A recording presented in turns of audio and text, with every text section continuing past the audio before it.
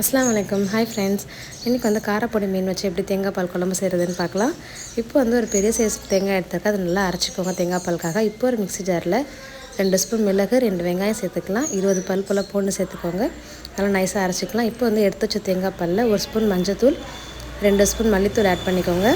இது நல்லா கலந்துக்கலாம். இப்போ வந்து தேவையான அளவு உப்பு சேர்த்துக்கலாம். இப்போ ஒரு கடாயில் வந்து 2 ஸ்பூன் எண்ணெய் விட்டுக்கோங்க. 2 நீட்டு வாக்கில் இருக்கிற வெங்காயம், ஒரு பச்சை மிளகாய் சேர்த்துக்கோங்க.